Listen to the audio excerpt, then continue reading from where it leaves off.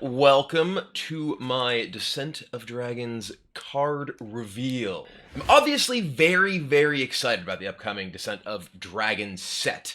It's like there was a set for Hearthstone made just for me. I love dragons. They are, my favorite creatures in all of games and sort of all of fantasy.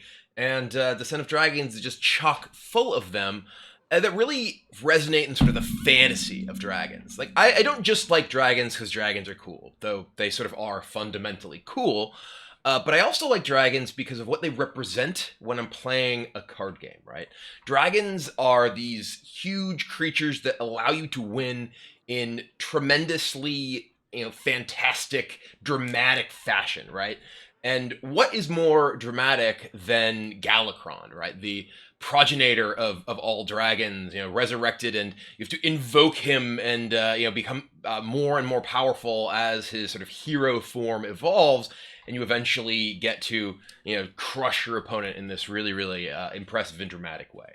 That's what I love. I don't just want to win games. I don't just want to eke out a little bit of damage here and there. I want to crush the spirits of my enemies, and dragons are the best way to do that. But dragons, they tend to be big, they tend to be slow, they tend to be pondering.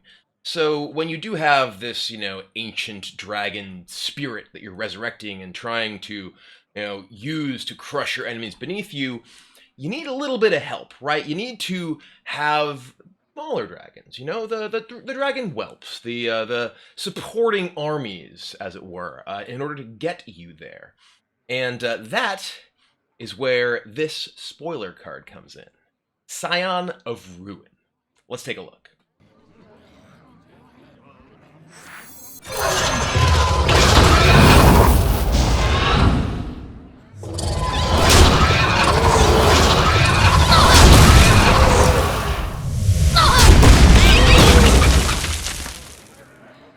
So Scion of Ruin, obviously, is a card that's very powerful if you're playing a Galakron-focused deck that uses a lot of invoke mechanics. We see 3-2 Rush by itself, not necessarily super powerful, but 2 3-2 Rushes we've effectively had already in Restless Mummy, which is one of the strongest warrior cards in the entire game right now.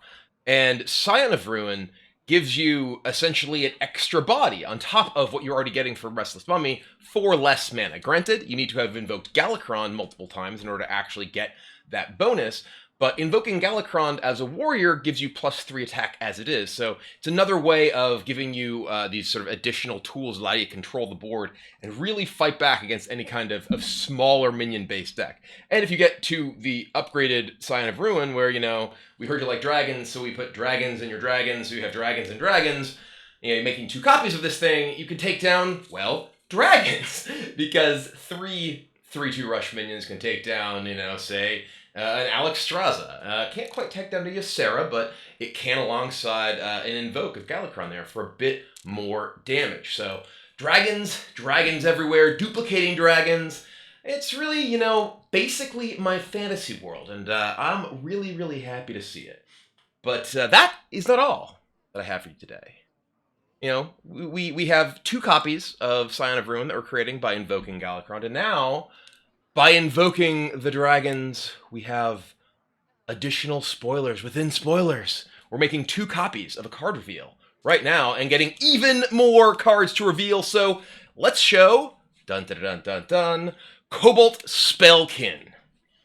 Now, Cobalt Spellkin is another card that could theoretically go into this warrior control dragging Galakron style deck.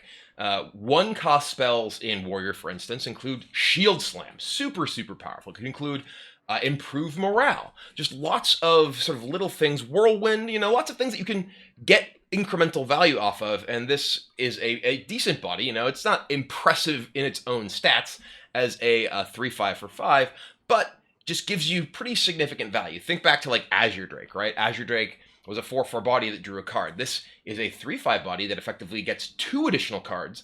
Granted, they're possibly low impact. They're not cards you're putting into your deck by yourself, but if you can find ways to leverage the 1-cost spells, and again, there's some very potent ones, you can get a lot of good value out of the Cobalt Spellkin. Lastly, if you're looking for another little fellow to help you complete your evil plans of invoking Galakron and destroying the world with this reanimated ancient dragon, got yourself Evil Quartermaster.